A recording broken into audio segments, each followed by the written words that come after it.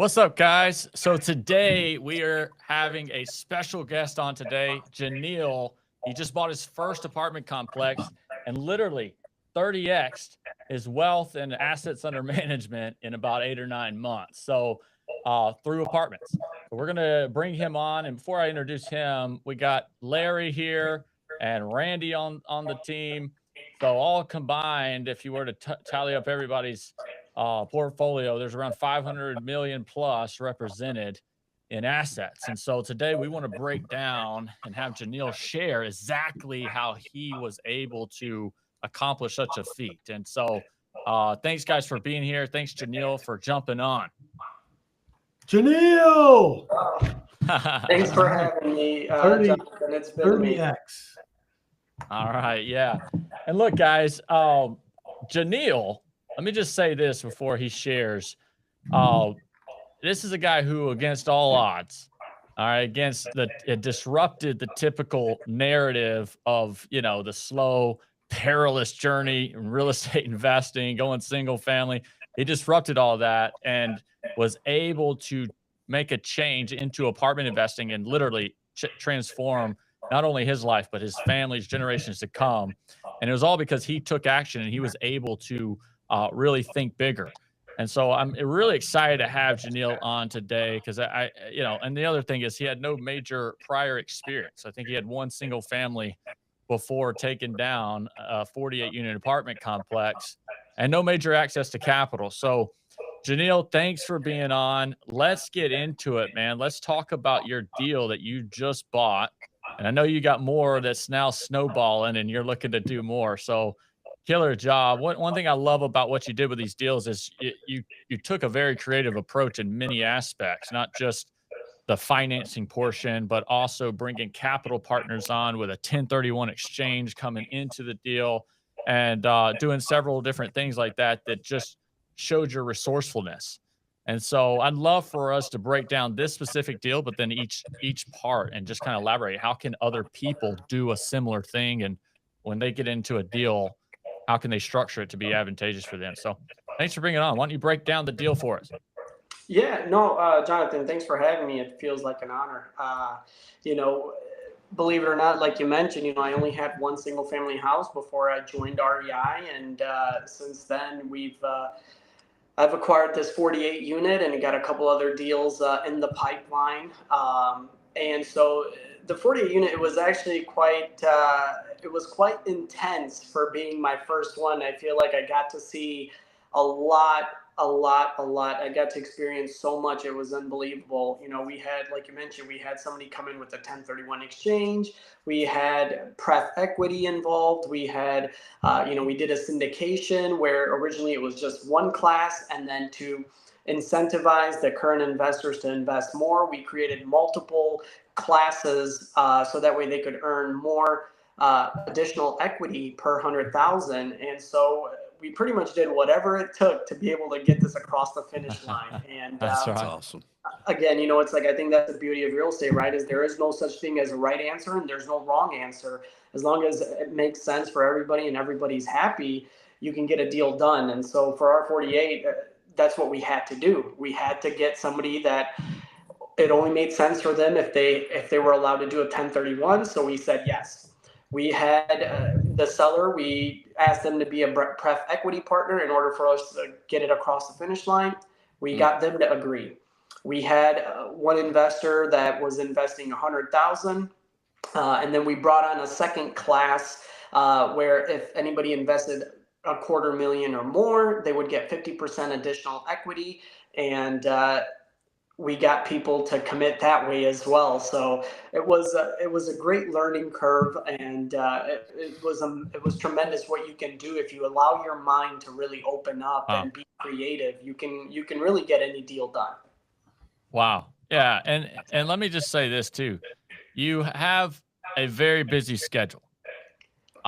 You're not necessarily just using a bunch of your free time here. You have a family, you have a newborn, That's right? Yeah. And you own a couple restaurants. That's right. I do. So not too much time on your hands, but you were still able, what give us a little background on yourself and like, how you kind of went through this as far as your ability to set this time aside and all those kind of things. Yeah, well, I think it all started, again, once I got married, so it's like a lot of the credit goes to my wife, because if she wouldn't have came into Smart my bet. life, and then if we never got together, we would have never had our newborn. And so these two really changed my life and changed the way I started thinking, because as soon as we found out that she was pregnant, I said, listen, I got to do something, and I got to do something big, and I got to do it now, because once he comes, I may or may not have time. And so when we found out, it was a total surprise, of course. And I said, okay, how can I get a deal done? And what's the best way to accelerate my knowledge? And that's where I put God first, and I joined REI and gained enough knowledge, made a lot of connections, talked to a lot of people like yourself, Larry, on all the calls. And I told myself when I joined, I said, listen, I do not care what happens. I do not care what lines I have to cross. I don't care how far I have to go, but I am going to make it a goal that I am going to get a deal done no matter what. Mm, No ifs, ands, or buts. That's the only thing that's that was on good. my mind. And, I'm not sure if you're aware, but, while we were working on this deal, I had our newborn was born towards the end.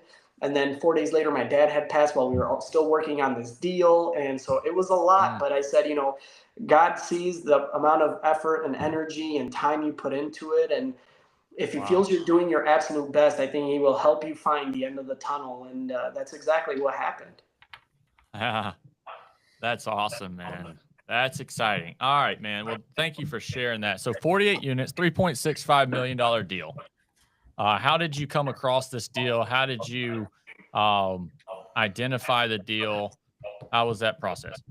Yeah, so this deal I came across from a broker. I actually reached out to the broker regarding a different deal. Even though I knew this deal wasn't going to fit in my buy box, I wanted this opportunity to really make that connection and give him the respect of, hey, I responded to him within 24 hours and said, listen, this deal doesn't work, but if you have something in this criteria that fits my box, please send it my way. I will submit an offer in 24 hours if it makes sense for me. And if it doesn't, I will simply let you know that it doesn't make sense.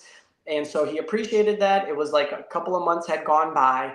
And then he sent me a portfolio of 3 properties that were for sale at the time. Same seller selling all 3 properties. This 48 units was the only one that I felt really made the most sense for our investors and for what we're trying to accomplish. And so I submitted an offer on the 48 and told them the other 2 didn't work for me. I said, listen, if I get this 48 done, maybe we can circle back and revisit those 2 properties if they're still looking to sell them. And so they had actually accepted our offer. And then actually, before we were able to execute a contract, they had another buyer that submitted an offer for all 3 properties. And so when that happened, he called me and said, listen, the seller, nothing wrong with your offer, but he wants to sell all 3 together. And so that's why he's not going to move forward. And I said, listen, I totally understand. If I'm in the seller's shoes, I would do the same thing. I want to sell all 3. Somebody wants to buy all 3, I would go with them. So I left it on good terms. And I said, listen, if anything changes, this 48 unit is really attractive to what I'm looking to accomplish. And please let me know if anything changes. Well, I stayed up on him every 2 weeks. I would just pick up the phone and give him a call and say, hey, listen, how are things going? Are things progressing? Are you guys out of contract? And it was actually after my 3rd call, it had been 6 weeks, and the seller that was going to buy all 3 properties had not submitted his EMD yet. And I said, listen, I'm looking at another property, but I still like this 48 unit better because of the location. If you tell me in the next few days that it's going to be available, I would like to submit an offer. So he called me back the very next day and he said, listen, the seller backed out. If your offer still stands, he would like to sell you this 48 units. And so that's how we ended up getting under contract. And then rest is history, like they say. I know it was All like a super right. long story, but that was really the whole process. I think just to get under contract, I think the whole process was about 3 to 5 months, give or take.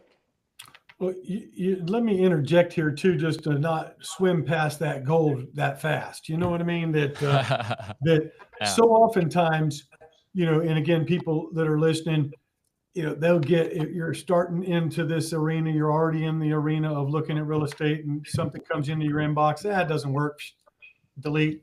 Without, and Jamil, did something that we talk about and recommend all the time, is you're developing a relationship with those brokers, or with those parties, developing the element of them seeing the, respect, if you will, towards them by doing the work. Like he just said, like, hey, this one doesn't work for me, and here's why. That way the guy sees, hey, like the guy literally looked at it and didn't just blow it off.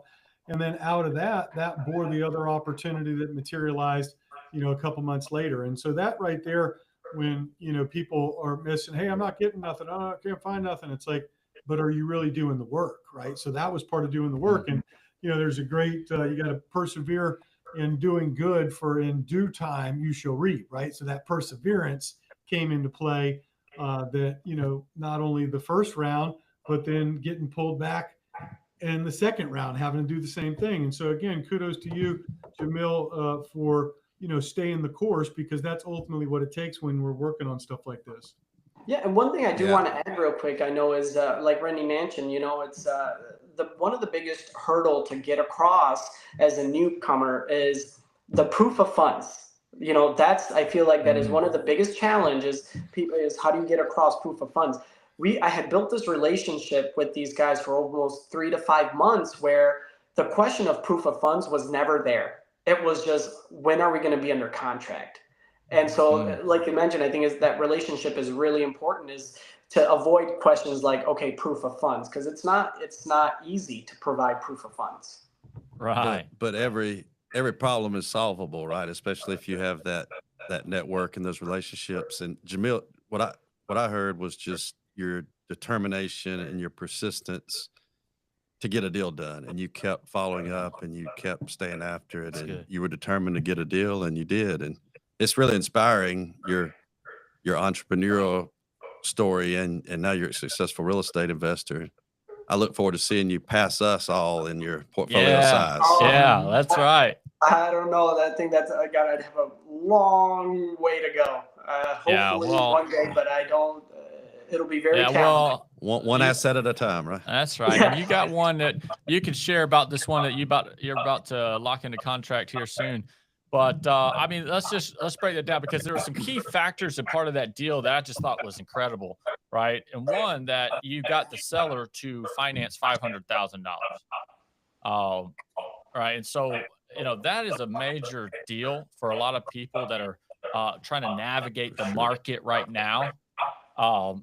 Seller finance comes in clutch in a lot of these deals to be able to make sense of it, especially in today's market with financing being outrageous. And so, why don't you walk through a little bit of that? Because obviously, seller financing means we can get better terms, or we can give the seller their price for our terms, right? And so, how did you convince the seller to do $500,000? And really, you had a $1 million raise here, so I'm sure that was intimidating, right? When you've never raised that kind of money before.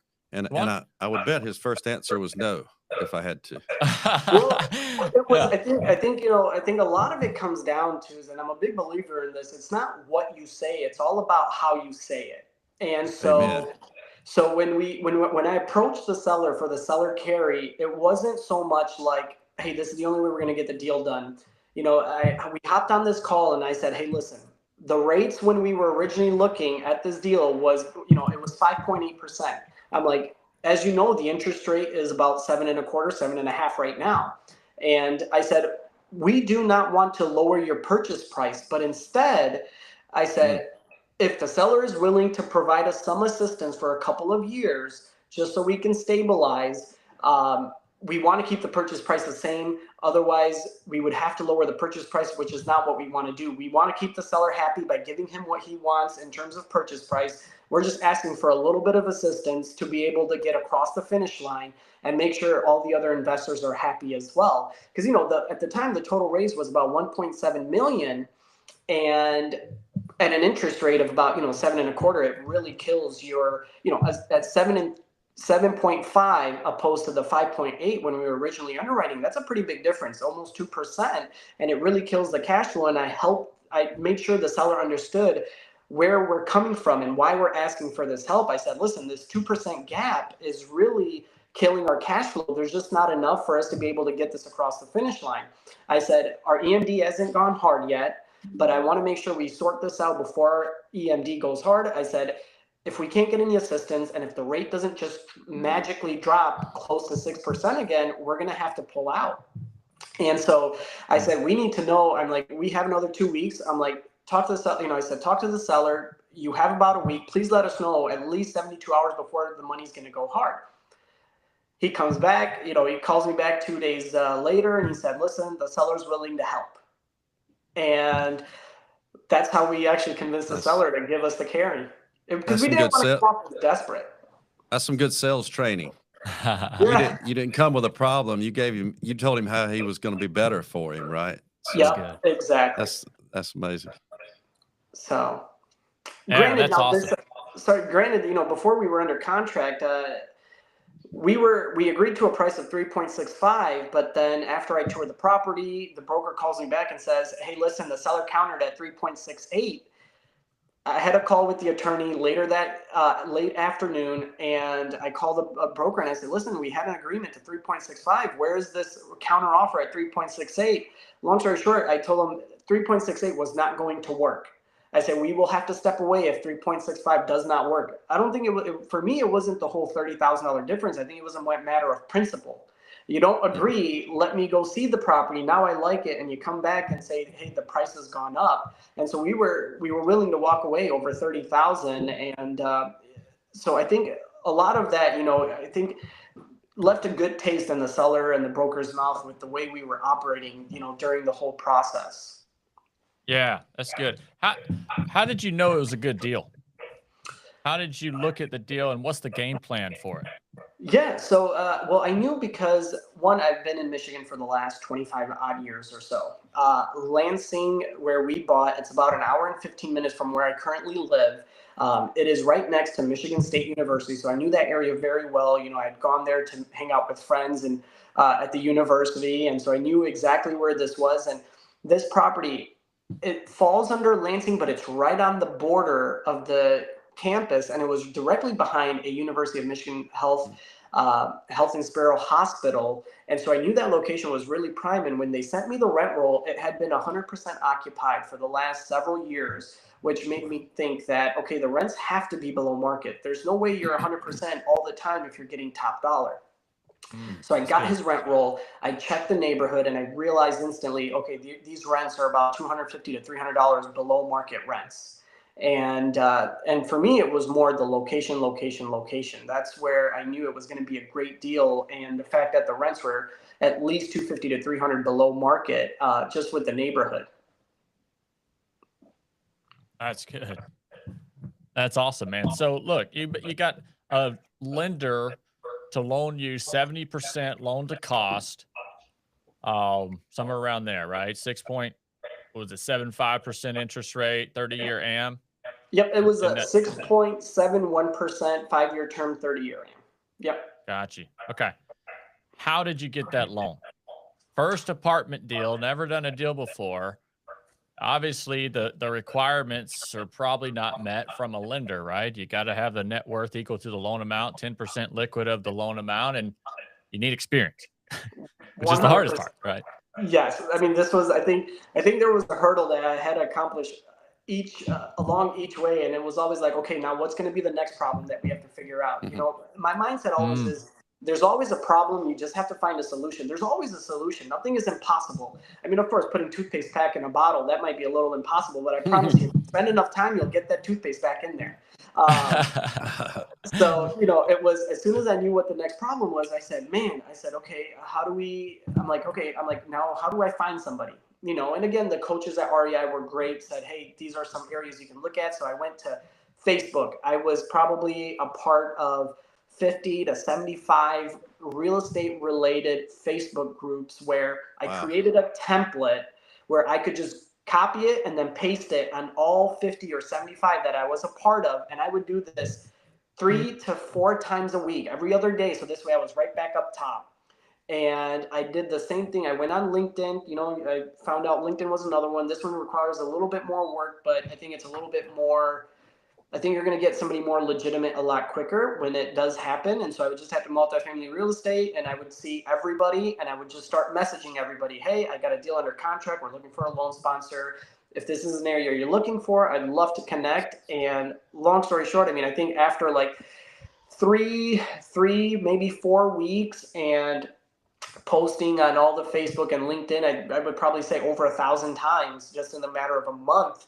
I eventually came across somebody and we connected. And after one call, he said, listen, call your lender tomorrow, connect me, and let's make sure I qualify. And that's how I came across this loan sponsor. And he slowly became a mentor as well, because he started in the same field. He remembered starting on his first deal and how he had somebody that helped him. And so now he kind of took that role to help me and guide me at the same time. So I've now created like this lifelong partnership and a mentorship where I can just call him any day of the week and he'll just pick up and help me in any way, shape, or form he can.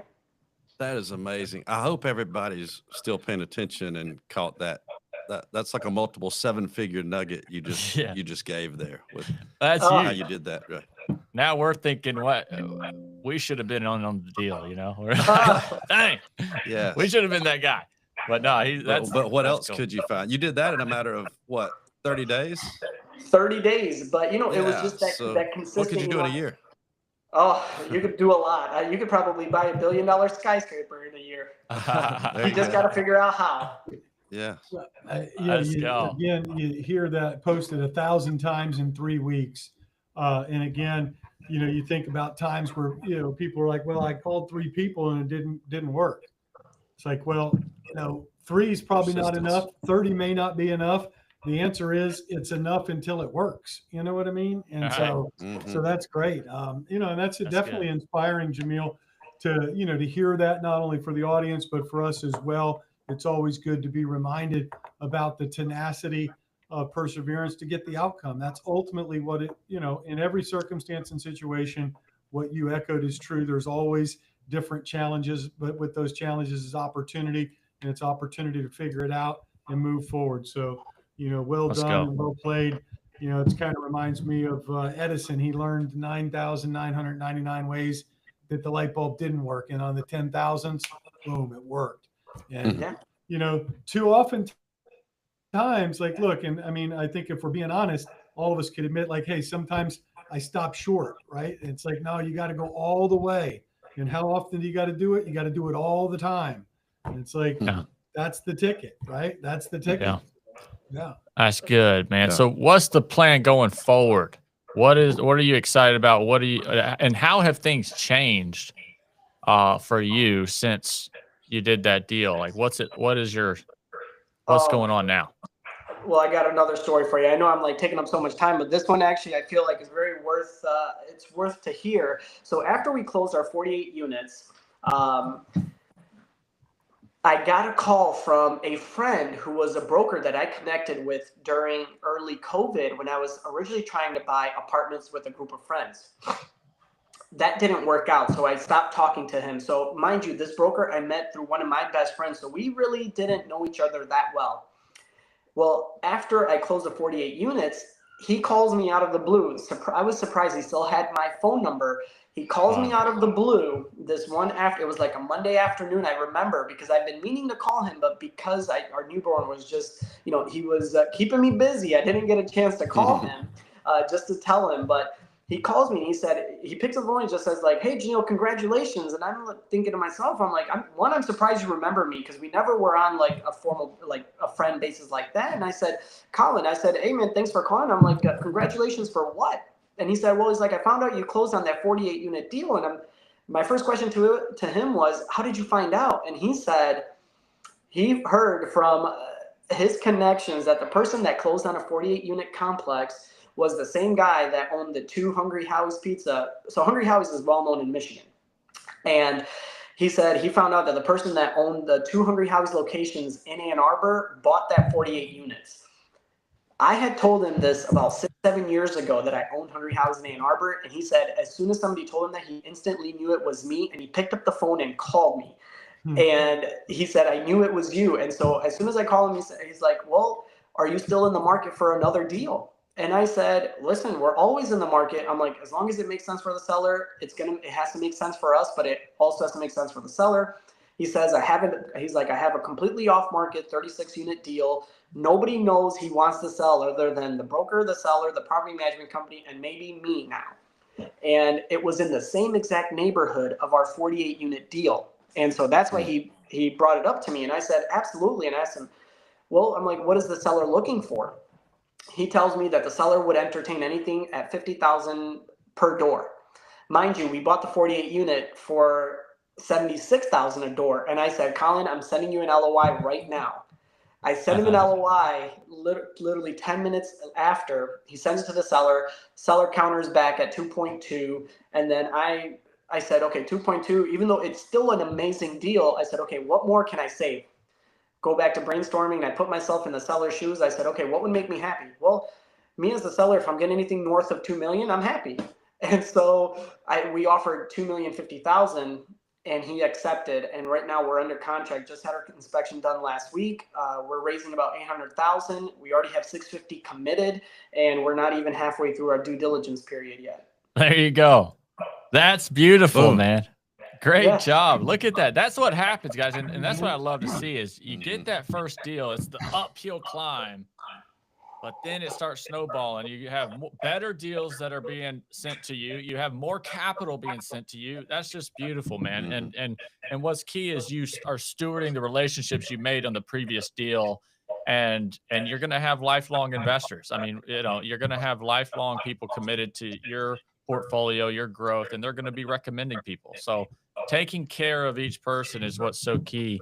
Well, look, I appreciate you jumping on here, and I want to say one more question. Like, what would you recommend for someone who was in your shoes, and are looking for their first deal, or maybe they want to scale up their portfolio? What is the big recommendation or steps you feel like they should take?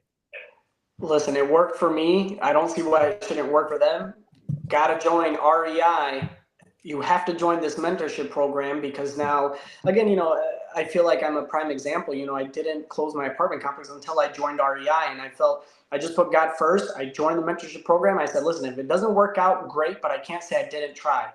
Put God first. I joined the group. Guess what? Changed my life forever. Let's go. Man, changed your generations to come. That's it. And, and it's crazy. I tell my wife right now, it's like, well, thanks to her and our baby, I went from dealing in dollars for pizza to millions in real estate in literally less than about 6 to 9 months. Went from dollars of slices to millions in real estate. That's literally what happened with my life. That's good. Yeah, we got a friend that says you deal in dollars, you make dollars. You work with thousands, you make thousands. You work with millions, you make millions. That's right. So that's good, man. Well, thanks so much for being here, Jinil. Appreciate you jumping on and praying for just wild success for you this year, man. So I appreciate looking forward to working with you more. We're hoping to get this 36 unit done, and right now we're in talks with the seller now I just got to convince this broker and the seller to why they should sell us this 260 units. So that's next, and hopefully we can wrap up the year and then hopefully target 1,000 doors by the end of next year. But that's the goal. Woo! Awesome. There we go. We'll be if we get all 3 of these done, we'll already be at close to 400. So to get another 600 next year, I think it's only going to be that much easier because of all the relationships. All right, man. With that attitude, you will, for sure. You will. Yeah, I hope so. Great to see you. You as well, guys. Jinil. Thanks again. God bless. This is always encouraging, and it's a great motivator even for myself. We all need motivation every day. Amen. Revisit your wins, your why.